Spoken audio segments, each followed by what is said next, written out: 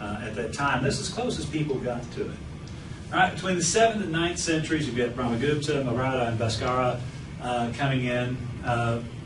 They attempted to work with zeros. Now, Brahmagupta gives us most of the rules that we use today for mathematics, most of the ways that we do things like addition and subtraction and kind of some basic things. Watching what y'all were doing tonight with some of the distributions and things, they kind of start developing at this time. And he starts giving us the rules for involving zero and negative numbers. Now we're getting into the theoretical. All right? The Greeks, geometry, they didn't work with negative area or negative volume. If the Greeks got a negative number, then that meant their equation was wrong, or whatever it was they were dealing with just didn't work. So they canceled it out. They didn't pay attention to it. But the Indians start giving it to us. All right? They came up with this concept of zero, and some of the stuff is pretty simple. All right? You know, the sum of zero and a negative number is a negative. The sum of a positive number and zero is a positive. The sum of 0, 0, 0. Okay? Basic stuff that we have. Subtraction, I'll let y'all read through that. It's a little bit more out there a little bit, you know, these rules. A negative minus a negative gives you strange things. 0 minus a negative gives you strange things. Multiplication, very simple. Any number multiplied by 0 is 0. Division, on the other hand, ooh, that gets to be a tough one. And they never do quite get it right. And this is the easiest explanation that they ever came up with on division was 0. That a positive or negative number, when divided by 0, is a fraction with the 0 as the denominator. 0 divided by a negative or positive. Okay. It starts giving you a tension headache after a point in time. But there's some things to think about, and there's some danger in it when you divide by 0. It just doesn't always work out right. All right, it shuts down your ship. It creates a vortex. This is actually a house in Houston, Texas. It was on Montrose Boulevard, which is in the museum district. It was part of an area that was slated for demolition, and two guys with the art car program got a hold of this house, and they built the vortex thing with it. It was there for almost a year. It's gone now for the new demonstration. That was the best, best picture I found. I wanted to get a picture of standing next to the thing, doing a really silly, kind of a space type thing, but I never could find a place to park. The traffic was always moving too fast. But 0, kind of comes up within, and starts with India, starts making really these abstract types of things, and Bhaskara coming afterwards from Brahmagupta kind of starts working with the 0 thing and still having some problems with division with 0, but they're working at it. They're trying to figure out a way to deal with it. All right, and we're beginning to become more and more abstract working with this. Around the 8th century, Islam becomes involved. Islam flares up in the late 8th century. By the 9th century, it's moving around quite handily throughout the Middle East, throughout Asia. The Islamic Empire stretched farther than the Roman Empire, stretched farther than Alexander went through. Certain figures come up within this system, and they take the science and the learning that they find from other cultures and bring it into their own and then share it with other people. A couple of people become very influential. One of them, Al-Khwarizmi, becomes one of the most influential. He goes to India and China. He learns their mathematics. He gives us their place value system. This positional value and a place value system that works with it. Al-Khwarizmi's first book on mathematics was called Al-Jabar, meaning basically compilation, completion. We get our word algebra from the textbooks, or from Al-Jabar, from his writing. He also brings back the concept of algorithms, these rules for multiplication and division. An algorithm itself becomes is a bastardization of Al-Khwarizmi's name. Anthropologically, culturally, he's important to us not just for math, but he was also, as most scholars at that time, he was very learned in a number of things. He wrote a couple of treatises on medicine, and one of them, he describes a disease complex that he attributes to, quote-unquote, abuses of nature. In other words, people going out and getting jiggy with people they shouldn't be getting jiggy with, and more times than they should be. One of his descriptions is an exact description of Kaposi's sarcoma, one of the flare-ups that comes from being HIV positive, becoming full-blown AIDS. So he's basically describing late 9th century, he's describing HIV. So this is giving us, we're looking at his writings now, this is giving us a clue that HIV has been around a lot longer than just since the late 70s, early 80s, coming through there. But he brings in 0.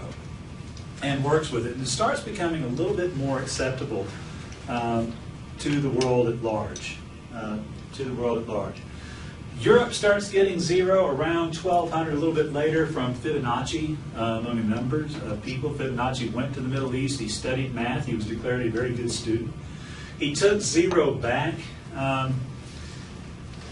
Yeah, some of the scholars kind of worked with it. The problem was we were still kind of reliant on Greek philosophy. Aristotle rejected 0. Archimedes, Pythagoras, others. But the Aristotelian view of the creation of God and the world could not allow for 0 or for the infinite to be in there. And so Fibonacci had a hard time overcoming that. It was difficult for people to work with it. It kind of got a little bit of a break, but then it kind of fell back in again. It's interesting, and all learning these things. Cardan solved quadratic equations and cubic equations without using 0, all right, which is a pretty big deal, to be able to work without the concept of 0 working with it.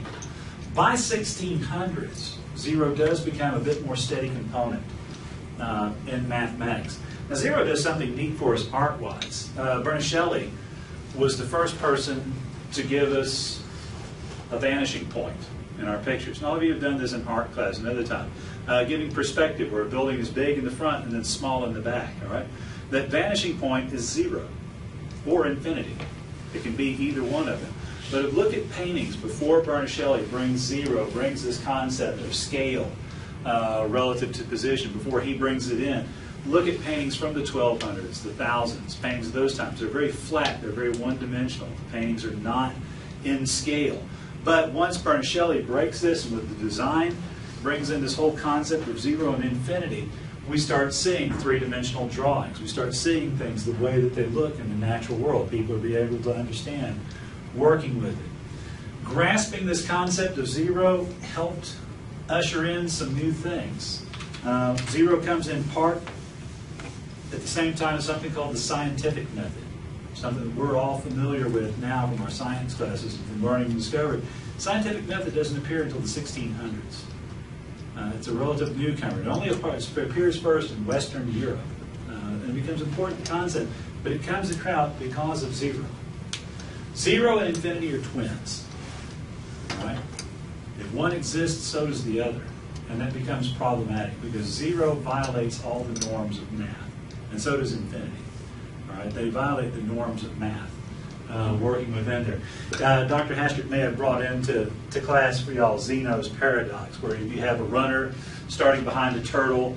The turtle's a foot in front of the runner, and the turtle takes off. The runner runs half the distance between him and the turtle. Well, if you keep doing that, the runner never overtakes the turtle. All right, so the runner runs one step, and then the next it's a half, and then a quarter, and then an eighth, and a 16th, and a 32nd, and it keeps going. Zeno proposed this to the Greeks to show them some of the fallacies of math.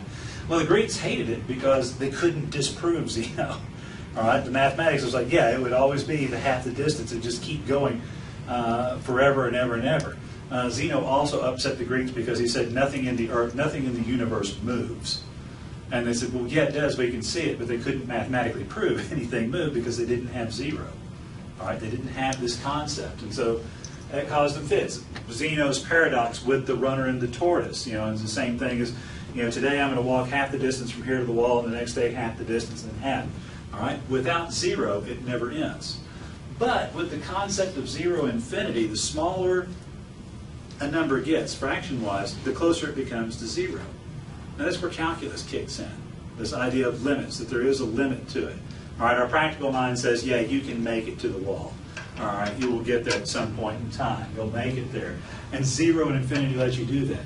If the Greeks had accepted 0, if Pythagoras had not been so dead set against it, and Aristotle and Archimedes and all the rest of them, the Greeks would have invented calculus. All right, they would have developed calculus. All right, they still did phenomenal things without 0. But 0 doesn't multiply. It doesn't add to anything. All right, it's kind of a weird number that's out there. But if we can grasp 0, this concept of nothing, then we can constantly grasp this concept of infinity. And again, both of these numbers defy convention. They don't work. How powerful is 0? Well, it can shut down an engine. How tough is it? All right. Well, consider this, and here's the interactive part. I want y'all to get to write down some equations. Don't write down everything. Write down the equations because you need this to follow along. So if it's in blue, write it down. If it's in black, you don't have to write it down. I'll show you right there. All right? Let's let A and B each be equal to 1. All right? We've got A and B. A equals 1, B equals 1. Since A and B are equal, B squared equals AB. All right, y'all covered this, correct? So, fairly simple. All right, so equation 1, B squared is the same thing as A times B, since they both equal 1. Since A equals itself, it's obvious that A squared equals A squared. All right, still no big mystery involved here. If we subtract 1 from equation 2, then we can basically write that out. A squared minus B squared equals A squared minus AB. All right, they're still there if you can subtract them. All right, if you subtract equation 1 from equation 2. Got that so far? No mysteries. All right. Now, factor both sides of the equation, A squared minus AB. All right, and it gives you this nice little distribution. And that's equation 3. All right. I'm not sure. We technically haven't gotten into factoring yet, so. Okay. So you're just going to have to believe me. You have to believe me on this one. All right. And when you get into it, you're going to find out. Wow, I hate him. I hate it. All right. A squared minus B squared is the same thing as A plus B times A minus B. All right. Same thing. So if you substitute this into equation 3, you get this spelled out. All right, you get this factor out.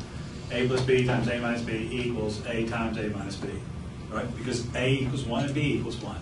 So we're still good. All right? Following me so far? Yes. I know, you don't even tell me yes. But actually, some of you probably are. I mean, this is not difficult. All right, divide both sides of the equation by A minus B. And you'll get A plus B equals A. Okay, that's kind of odd, but we'll go there. Subtract A from both sides and you get B equals 0. So getting a little tricky here. But since we set B to equal 1 at the beginning of all this, we said both A and B were equal to 1, then that means 1 equals 0.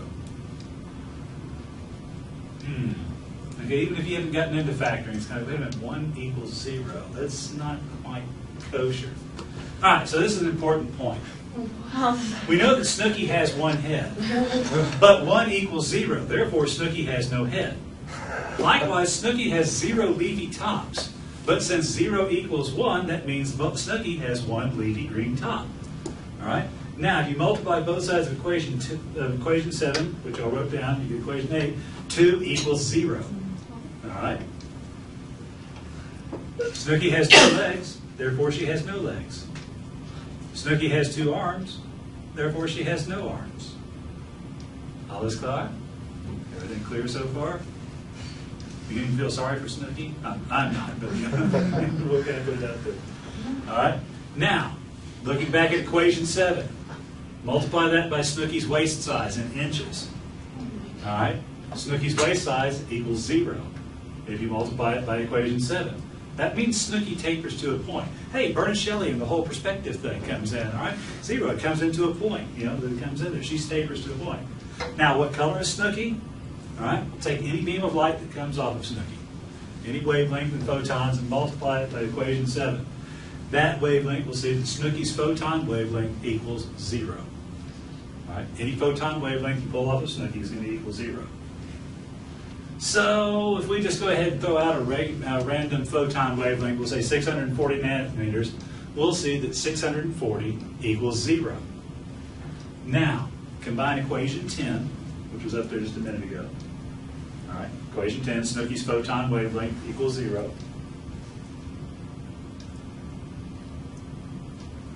Combine it with equation 11, 640 equals 0, we'll see that Snooky's wavelength in photons equals 640 nanometers. That means that any photon light beam you measure off of Snooky is going to be orange. 640 nanometers just happens to be orange. They just picked a random color wavelength in there. They could pick anything else off. Therefore, Snooky is orange. Sum it up, mathematically, we have proved that Snooky has no arms and no legs. Instead of a head, she has a leafy green top. She tapers to a point, and she is a shade of orange. Clearly, then, Snooky is a carrot.